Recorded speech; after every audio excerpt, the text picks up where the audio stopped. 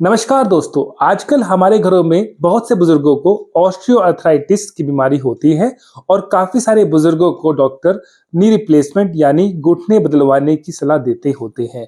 लेकिन knee replacement surgery को लेकर के काफी सारी भ्रांतियां हैं और उन भ्रांतियों को दूर करने के लिए आज हमारे साथ मौजूद हैं डॉक्टर देवेंद्र कसोटिया। सर, आपका स्वागत है। नमस्कार। सर, शुरू करने से पहले हम चाहते हैं कि व्यूवर्स को आप अपने बारे में थोड़ा सा इंट्रोड्यूस कर दें प्लीज। नमस्कार दोस्तों, मेरा नाम डॉक्टर देवेंद्र कसोटिया है। मैं ऑर्थोपेडिक सर्जन हूँ। मेरी ट्रेनिंग दिल्ली से हुई है। मुझे 15 साल का एक्सपीरियंस है और प्रेजेंटली मैं हिमाचल प्रदेश में अपनी सेवा दे रहा हूँ। यानी कि डॉक्टर देवेंद्र जो हैं ऑर्थोपेडिक सर्जन हैं और हिप और नी रिप्लेसमेंट की सर्जरी करते होते हैं। सर, आगे बढ़ने से पहले हम चाहेंगे जानना आपसे कि आज की डेट में ऑस्टियोआर्थराइटिस कितना कॉमन है और ऑस्टियोआर्थराइटिस के चलते सर्जरी कितने लोगों को लिखी जाती है सर? ऑस्टियोआर्थराइटिस आज के समय में बहुत ही कॉमन बीमारी है, क्योंकि समय के साथ क्योंकि मेडिकल सुविधाएं बहुत ही बढ़ गई हैं, तो इस करके बुजुर्गों की संख्या में काफ़ी लॉन्जेविटी बढ़ने के कारण बुजुर्गों की संख्या बहुत अधिक है, जिसमें घुटनों की घिसाव की परेशानी बहुत अधिक देखी जाती हैं। ऐसा देखा गया है कि आंकड़ों के हिसाब से भारत के अंदर 1/3 केसेस घुटनों की परेशानी के, जिसे ऑस्टियोआर्थराइटिस होते हैं, वो देखे जाते हैं। और इसमें से जिन मरीजों के अंदर घुटनों का घिसाव मॉडरेट टू सीवियर हो चुका है, उन केसेस के अंदर ऑपरेशन की आवश्यकता भी पड़ती है। यानी कि जिनकी बीमारी एक हद से ज्यादा बढ़ चुकी है, दवाओं से आराम नहीं आ रहा है, ऐसे केसेस में आप सर्जरी का उपाय देते होते हैं। बिल्कुल। सर, आपने बताया कि ऑस्टियोआर्थराइटिस क्योंकि एज बढ़ रही है तो इसलिए ये केसेस बढ़ रहे हैं। सर, ऑस्टियोआर्थराइटिस के सिम्टम्स क्या-क्या होते हैं सर? ऑस्टियोआर्थराइटिस के सिम्टम्स, जब ऑस्टियोआर्थराइटिस की बात करते हैं तो मेनली अगर हम घुटने की बात करें तो घुटने के अंदर सबसे पहले दर्द की समस्या होती है। यह दर्द मरीजों को जैसे चलने पर, सीढ़ियां चढ़ने उतरने पर हो सकता है, काम करने पर हो सकता है, जो काम करने के साथ साथ दिन भर में बढ़ता है और रेस्ट करने से आराम मिलता है। तो ये एक सिम्टम्स देखे जाते हैं ऑस्टियोआर्थराइटिस के अंदर। सर, कौन-कौन से जोड़ है जिसमें ऑस्टियोआर्थराइटिस की बीमारी देखी जाती है? सबसे कॉमन, वैसे तो कॉमनली जो देखा जाता है वो पहले नंबर पर तो घुटनों के ऑस्टियोआर्थराइटिस को देखा जाता है। दूसरे नंबर पर कूल्हे का, हमारे हिप जॉइंट का ऑस्टियोआर्थराइटिस भी बहुत कॉमन होता है। और तीसरे नंबर पे कंधों का ऑस्टियोआर्थराइटिस कॉमन होता है। और उसके बाद में कमर का, हमारे हाथ के अंगूठों का और हमारे एंकल जॉइंट का भी ऑस्टियोआर्थराइटिस भी देखा जाता है। यानी कि सबसे कॉमन केसेस जो आप देखते हैं ऑस्टियोआर्थराइटिस के, वो नी और हिप जॉइंट के होते हैं। बिल्कुल। सर, कोई पेशेंट अगर ये सिम्टम्स लेके आपके पास आते हैं तो ऑस्टियोआर्थराइटिस की बीमारी को पता करने के लिए आप टेस्ट कौन-कौन से करते होते हैं सर? जब भी मरीज आता है हमारे पास में तो हम उनको सबसे पहले तो उनका फिजिकल एग्जामिनेशन करते हैं। उनको चेक करने के बाद में उनके पैरों में, अक्सर ऐसे मरीजों में जिनके अंदर बीमारी ज़्यादा काफ़ी बढ़ गई है, तो उनके पैरों में टेढ़ापन देखा जाता है। घुटने में घुटने मुड़े हुए टेढ़े दिखाई देते हैं। और ऐसे केसेस के अंदर जब हम फिजिकल एग्जामिनेशन करते हैं तो घुटनों में दर्द, जिसको हम टेंडरनेस कहते हैं, क्लिनिकली दबाने पर दर्द होता है। और हम पटेलोफीमोरल आर्थराइटिस के भी साइन दिखते हैं। एग्जाम्पल के लिए इस मॉडल के द्वारा मैं आपको समझाना चाहूंगा कि जिस प्रकार से ये है हमारा घुटना है, ये सर नी का, ये हमारे घुटने का एक मॉडल है, जिसके अंदर हमारा ये टेंडन है और ये हमारी पैटलर बोन है, ये हमारी फीमर बोन है और ये हमारी टिबिया। ये सब मिला के एक घुटने का जोड़ बनाते हैं। इस जोड़ के अंदर ऑस्टियोआर्थराइटिस मतलब कि घुटने का घिसाव, ये घुटने का घिसाव अलग अलग स्थानों पर हो सकता है। एग्जाम्पल के लिए पटेला, ये पटेला की जो हड्डी है, इसके अंदर जो ये फीमर की हड्डी से आर्टिकुलेट करती है, इस लेवल पर अगर घिसाव होता है, इसको पटेलोफीमोरल आर्थराइटिस कहते हैं। तो इस कंडीशन में मरीज को अक्सर जो सीढ़ियां चढ़ने उतरने में, उन कंडीशन में, या फिर जैसे कुर्सी से जैसे उठकर बैठकर उठना है, ऐसी कंडीशंस में उनको ज्यादा दर्द होता है। और अगर इसके अलावा हमारे पास जो फीमर और टिबिया का आर्टिकुलेशन है, उस लेवल पर अगर जोड़ का घिसाव होता है, ऐसे कंडीशंस के अंदर चलने पर, एक्सर्शन पर, उसमें दर्द देखा जाता है, जो एक्सर्शन के साथ साथ दिन में काम करने के साथ साथ ज्यादा बढ़ जाता है। तो इस प्रकार से ये आर्थराइटिस की परेशानी मरीज को अलग अलग सिम्टम्स अलग अलग जगह के आर्थराइटिस के हिसाब से देती है। यानी कि सर जो जॉइंट है, जॉइंट के अंदर हड्डियां हैं, उनके सिरे पे कार्टिलेज है, वो घिस जाएगा, घिसने के बाद दोनों जॉइंट बोन सरफेसेस आप टकराएंगे और दर्द करेंगे सर। बिल्कुल। सर आपने इस मॉडल समझाया कि किस तरह से गट्ठे की बीमारी होती है सर। तो जैसे नी में समझाया आपने, उसी प्रकार से बाकी जॉइंट में भी ये प्रॉब्लम है कि अलग थोड़ी रहती है? बेसिकली हर जोड़ में जो संरचना है वो इसी प्रकार से है कि हड्डी है, हड्डी के ऊपर एक कार्टिलेज है, और दोनों हड्डी के जो आर्टिकुलेटिंग सरफेस जो कार्टिलेज से बने होते हैं वो आपस में एक स्मूथ सरफेस प्रदान करते हैं।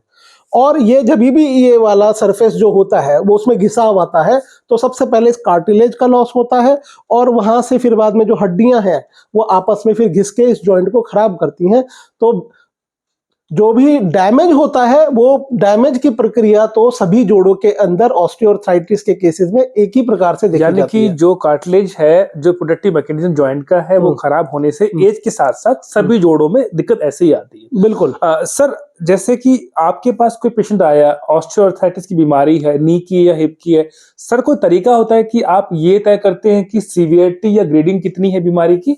हाँ बिल्कुल। सबसे पहले तो मरीज से जब हम उनसे हिस्ट्री लेते हैं तो उसमें उनसे दर्द की सिवियरिटी पूछते हैं, उनकी दिन प्रतिदिन की जो क्रिया होती है, daily activity of daily routine जो होती है वो कितनी उनकी अफेक्टेड है। उसके बाद में जब हम क्लिनिकल एग्जामिनेशन करते हैं तो ऐसों में घुटनों में टेढ़ापन कितना ज्यादा देखे जाता है, साथ में हम जो मीडियल जॉइंट लाइन टेंडरनेस देखते हैं, पेट्रोफिमोरल क्रेपिटेशन देखते हैं, और उसके बाद में जब नी रेंज ऑफ मोशन करके देखते हैं तो उसमें नी रेंज ऑफ मोशन कितना अफेक्टेड है। कई जो सीवियर केसेस के अंदर जिनमें घुटने मुड़ जाते हैं तो घुटने सीधे नहीं कर सकते हैं, या फिर घुटनों को डिफॉर्मिटी आ जाती है। हाँ बिल्कुल, डिफॉर्मिटी एक लेवल के बियॉन्ड हम उनको मोड़ भी नहीं सकते हैं। ऐसे केसेस के अंदर हम फिर उनको फर्दर वर्कअप करके फिर सर्जरी के लिए एडवाइस करते हैं। सर कोई जैसे मरीज जो होते हैं ऑस्टियोआर्थराइटिस के, जनरली आम भाषा में लोग बोलते होते हैं घुटनों का गैप खत्म हो गया है, कुछ स्पेस देखकर भी आप ग्रेडिंग करते हैं? हाँ, तो जब ये हम फिजिकल एग्जामिनेशन कर लेते हैं उसके बाद में हम इनको एक्सरे एडवाइस करते हैं। एक्सरे अक्सर हम जो होते हैं स्टैंडिंग में एक्सरे एडवाइस करते हैं। हाँ, खड़े होकर एक्सरे एडवाइस करते हैं जो दोनों घुटनों के किए जाते हैं कंपेयर करने को from AP and lateral views. And तो ऐसे घुटनों के जब एक्सरे करवाते हैं, नॉर्मली होता क्या है, जैसे अगर इस न्यू मॉडल को हम दोबारा देखें तो इस मॉडल के अंदर में दोनों हड्डी के बीच में हमारे मेनिस्कस होती है और आर्टिकुलेटिंग कार्टिलेजेस होते हैं। तो जिस करके, क्योंकि ये जो मेनिस्कस है और आर्टिकुलेटिंग कार्टिलेज है ये हड्डी नहीं है, तो ये एक्सरे के अंदर गैप दिखाई देता है। और जैसे ही नॉर्मल कंडीशंस के अंदर ये गैप दिखाई देता है वो एक नॉर्मल कंडीशंस है, और जब भी ये मेनिस्कस और आर्टिकुलेटिंग कार्टिलेज में घिसाव आता है तो ये गैप धीरे धीरे कम होता जाता है। यानी कि एक्सरे में गैप खत्म हो जाएगा? हाँ जी बिल्कुल। तो ये गैप जितना कम होता जाता है उसी के हिसाब से इसकी ग्रेडिंग की जाती है ऑस्टियोआर्थराइटिस की।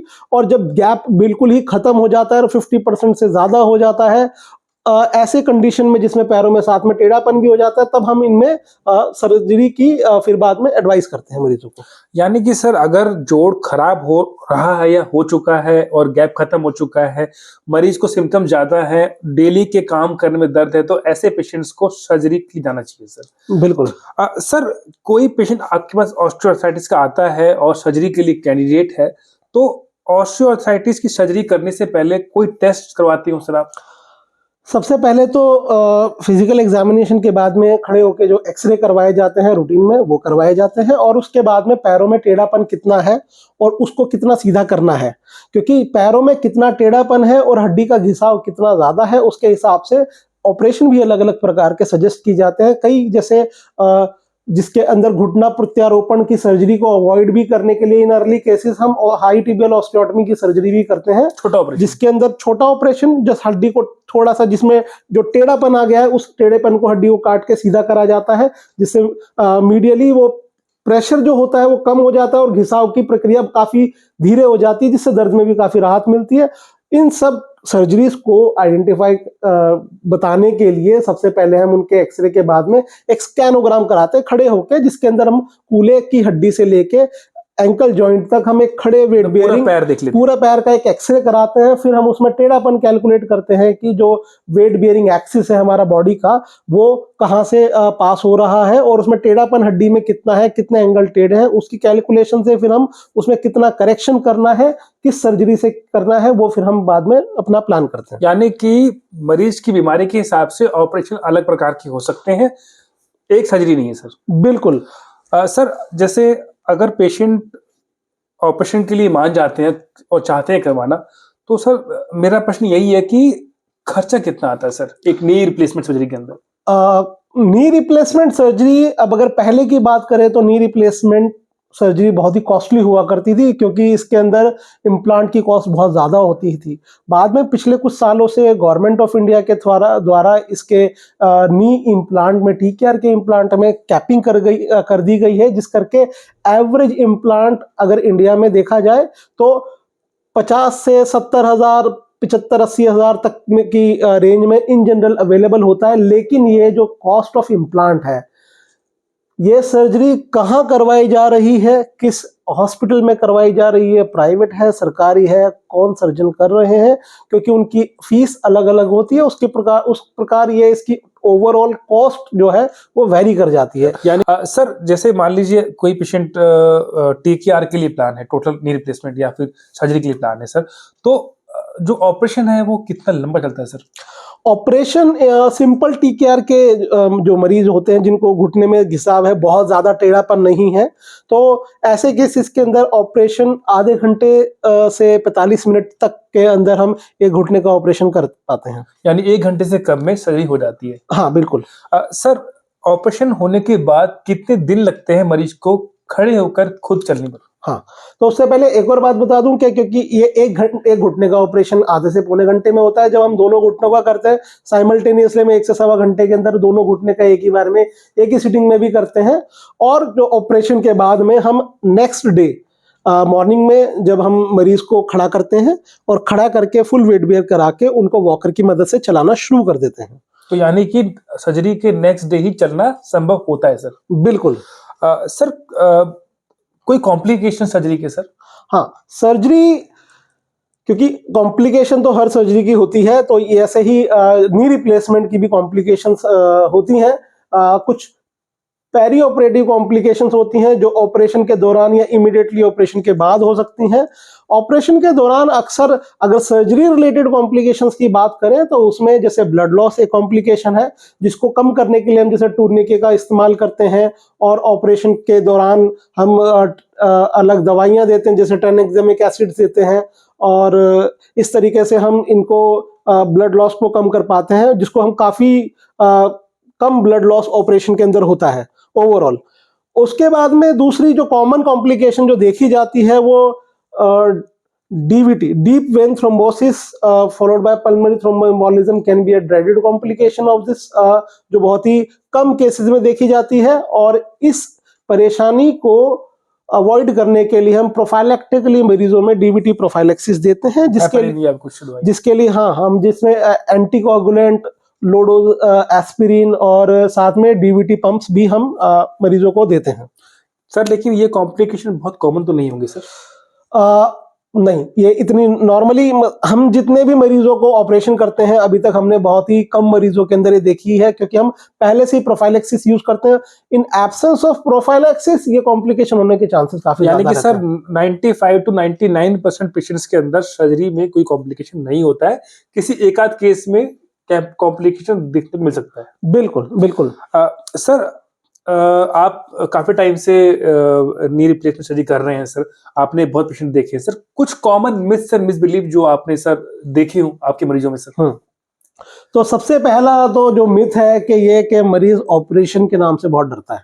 ऑपरेशन कराने के नाम पे उसको लगता है कि पता नहीं क्या होने वाला है, और ऑपरेशन के बाद में वो बिल्कुल ही क्रिपल्ड हो जाएंगे, चल फिर नहीं पाएंगे और वो बेड रिडन हो जाएंगे, जबकि ऐसा कुछ नहीं होता है। ऑपरेशन बहुत ही सरल है, 1-1.25 घंटे का ऑपरेशन अगले दिन चलाते हैं, और इन अगले 2 से 3 हफ्तों में, 2 से 4 हफ्तों के अंदर हम मरीज को ऑफ वॉकर भी ले जाके नॉर्मल चलना फिरना शुरू करा देते हैं, और कम से कम अगले 3 से 6 महीने में मरीज नॉर्मल बैक टू अपनी लाइफ में बाकी अपनी रूटीन एक्टिविटीज कर पाता है। और कोई मिथ सर? और इसके अलावा मिथ्स एक ये लगता है कि जैसे ये घुटनों का ऑपरेशन हुआ है, इस ऑपरेशन के बाद में उनको जीवन भर दवाइयां खानी पड़ सकती हैं, जबकि ऐसा नहीं होता, क्योंकि जब दवाइयां मेनली दर्द के लिए खाई जाती है, जब दर्द ही खत्म हो जाता है तो दवाइयों की आवश्यकता नहीं पड़ती। इसके अलावा कुछ मिथ्स ये भी होते हैं कि जैसे ये घुटना है, इम्प्लांट है, बाहर का है, तो इस घुटने से जैसे स्टील का है तो इससे हमारे शरीर पे कोई नुकसान पड़ सकता है। तो जबकि ऐसा नहीं होता कि कोई ऐसी मेटल जो होती है स्टील की, ये या फिर बाकी मेटल्स के जो इम्प्लांट्स होते हैं, ये इतना बॉडी में मेटल रिलीज नहीं करते हैं जिससे कोई ऐसी ज्यादा कॉम्प्लिकेशन हो। और मिथ्स ये होता है कि हम टीकेआर को अवॉइड कर दें। कैसे? हम दवाई खाते रहे, हम ठीक है दवाई खा के, जबकि ऐसा नहीं होता है, क्योंकि दवाइयों के भी अपने साइड इफेक्ट्स होते हैं और लंबे समय तक अगर घुटनों में परेशानी बढ़ती जा रही है और हम इसको अवॉइड करते जा रहे हैं, तो इससे सबसे पहले तो घुटने बहुत ज्यादा डिफॉर्म और खराब हो जाते हैं, जिस करके सर्जरी की प्रक्रिया भी जटिल होती जाती है और वो डिफिकल्ट सर्जरी हमें करने की आवश्यकता पड़ती है। सर्जरी पहले कराओ तो अच्छी हो जाएगी, बाद में बिल्कुल, कराया तो आउटकम उसमें बहुत अच्छे होते हैं अगर अर्ली केसेस में सर्जरी कराते हैं। और भी ये देखा गया है, क्योंकि हमारा बॉडी का जो वेट बेयरिंग एक्सिस होता है, अगर हम घुटने टेढ़े मेढ़े घुटने ऑस्टियोआर्थराइटिस के घुटने से चलते हैं, तो इस करके क्योंकि हमारी लोडिंग अनलोडिंग जो होती है उसकी बैलेंस खराब हो जाता है, तो अल्टीमेटली लोडिंग स्पाइन पर पड़ती है और स्पाइन के अंदर भी आर्थराइटिस डेवलप हो जाता है और करके इस करके कमर के अंदर भी दर्द बढ़ने लग जाता है ना? यानी कि सर्जरी आप टाइम पे करवा ले। अगर आपने लेट किया तो हाँ। सर्जरी के आउटकम अच्छे नहीं आएंगे, साथ साथ स्पाइन पर भी इसका जोर पड़ेगा, राइट? बिल्कुल। और सबसे बड़ा एक और मिथ ये कि ये जो सर्जरी है ये सिर्फ बुजुर्ग लोगों के लिए है, जबकि ऐसा नहीं होता है। ये जो सर्जरी होती है आज की डेट में, एक टीकेआर की सर्जरी जो होती है उसकी मोर देन 90% केसेस के अंदर इसकी लाइफ जो होती है 25 साल से अधिक होती है। तो यहाँ तक कि अगर किसी 40, 35, 45 साल का भी अगर कोई युवक है जिसके घुटने खराब है, अगर वो भी सर्जरी कराता है तो उसकी एक जीवन बहुत ही दर्द रहित रह सकता है। यानी कि सर जो एक मिथ रहता है लोगों का कि अगर घुटने बदलवा भी लिए तो इनकी लाइफ कुछ साल के लिए रहेगी, ऐसा नहीं है। ऐसा नहीं है। आज की जो लेटेस्ट टेक्नोलॉजी से जो हम इम्प्लांट को यूज करते हैं, मोर देन 90% केस में जैसे बताया कि 25 साल से ज्यादा उनकी लाइफ रहती है। और इन टीकेआर सर्जरी के बाद में लोगों को लगता है कि जैसे हम ज्यादा अपने डेली रूटीन एक्टिविटीज नहीं कर पाएंगे, जबकि ऐसा नहीं होता है। आप हाई इम्पैक्ट स्पोर्ट्स एक्टिविटीज वो थोड़ा हम अवॉइड कराते हैं, वो हम नहीं कहते हैं एडवाइस। अदरवाइज आप डेली रूटीन की एक्टिविटी जैसे चलना, स्विमिंग करना, अपने डेली रूटीन के काम करना, अपनी दिनचर्या दिन भर की निभाना, वो सब आप काम कर सकते हैं बिना किसी परेशानी के। यानी कि घुटनों की सर्जरी बहुत सेफ है, इम्प्लांट काफी इफेक्टिव है, उसके कोई कॉम्प्लिकेशंस नहीं है, सर्जरी का टाइम छोटा है करने का, और सर पोस्ट ऑफ कॉम्प्लिकेशंस भी कम है, और जो इम्प्लांट है उसकी लाइफ भी लंबी है। सर आपसे बात करके आज हमें काफी कुछ पता लगा टीकेआर या फिर नी रिप्लेसमेंट के बारे में कि ये काफी हेल्पफुल है पेशेंट्स के लिए। सर खत्म करने से पहले आपकी तरफ से व्यूअर्स के लिए एक छोटा सा मैसेज सर प्लीज।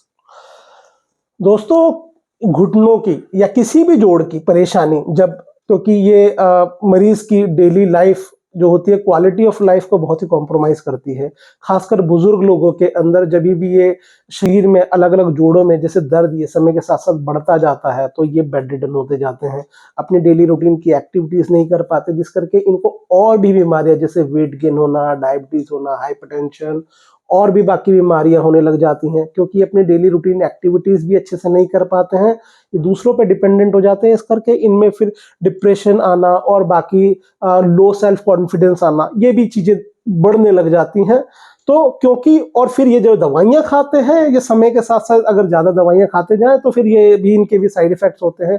तो इट्स बेटर कि अगर आप समय रहते, अगर, क्योंकि आज के समय में सुविधाएं उपलब्ध है, बहुत ही लेटेस्ट टेक्नोलॉजी से सर्जरीज होती हैं, तो अगर समय रहते आप अपने, अगर घुटने हैं उनमें या कोई भी जोड़ों का दर्द है, वो अपने सर्जन को या डॉक्टर्स को दिखाएं, और अगर वो सर्जरी एडवाइस करते हैं तो समय रहते ही करवा लें, ताकि फ्यूचर के अंदर आप दर्द रहित आप अच्छा जीवन व्यतीत कर सकें। Thank you sir. तो आज हमने बात की टीकेआर के बारे में, टीकेआर के मिसबिलीफ के बारे में। हम अगले हफ्ते फिर आएंगे कुछ नया टॉपिक लेकर के। अगर आपके मन में नी सर्जरी को लेकर कोई भी सवाल है तो आप कमेंट बॉक्स में सवाल छोड़ सकते हैं। डॉक्टर देवेंद्र कसोटिया आप तक जरूर पहुंचेंगे। आपसे मिलते हैं अगले हफ्ते। Thank you sir. Thank you ji, thank you. तो